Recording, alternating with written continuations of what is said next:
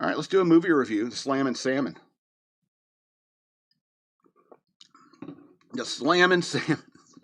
2009 movie. This is a Broken Lizard at their best. Even though I think Chandrazar or whatever his name is, Zongo, in this movie, I think he was burned out at this point because after writing, being a part of all that, like, and the acting, by the time you're acting the part, you're just like, I'll do the easy one. I'm burnt out. How could what I tell people is like, have you seen Waiting? And they're like, yeah, I've seen Waiting. It's like, this is way better.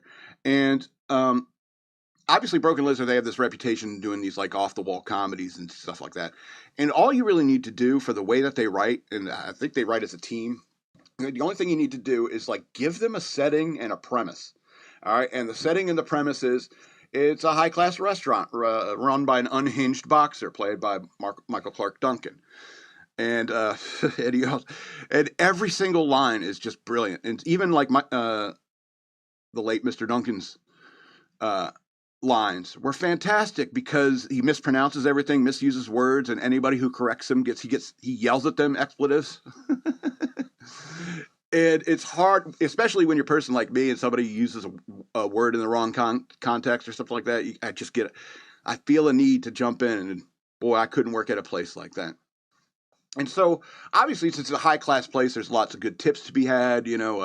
Delicious desserts get sent back, and people scarf them down. And so, and it's got everything that anyone's ever worked in a restaurant has seen before. It's like, I've got a couple of pretty ladies, big dreams, and a couple of, guys who are D-bags. You got the unhinged cook. You got the manager, the sycophantic manager, who lucked his way into the job.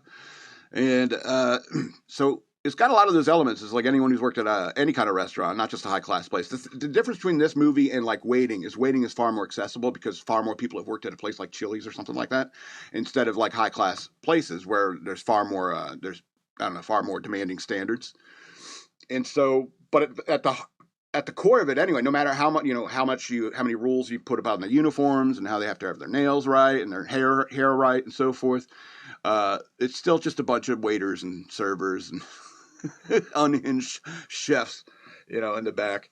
And there's some things I really like. Like there was the bus boy is like, hey, we have this rule. Every time the bus boy drops something, he has to do a shot of blue curacao.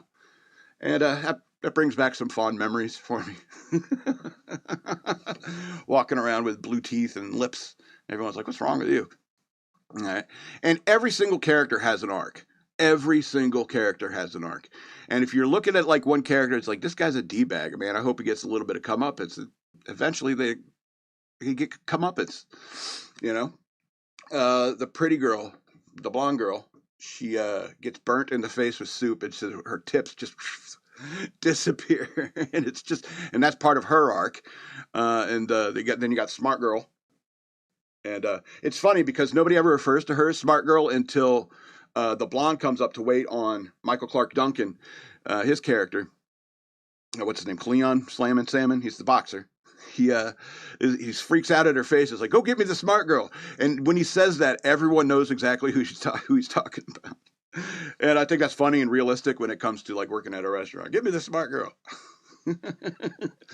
And so, and I think that's what's great about their writing is like every single character has an arc. And considering how many characters that isn't easy. The only one I don't like that has a character arc is Nuts over here at the edge of the thing. That's Jake Chandrakazar, forgive me. And even though I think his zany way of writing is like a big reason for Broken Lizard's success, I think this character is just a little too simplistic when it comes to crazy people. It's a little too, I don't know, potpourri. It's like a little bit of this, a little bit of OCD, a little bit of absolute, insanity. It's not realistic to crazy people. As a madman, I say that's a tad bit offensive. So the Broken Lizard comedy, the Slammin Salmon 2009 film, is 12 of 13 stars.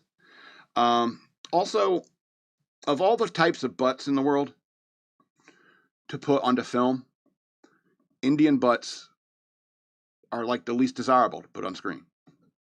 I think this should be obvious. I hope this is not a racist thing, but Indian butts are the worst. The madman loves you all.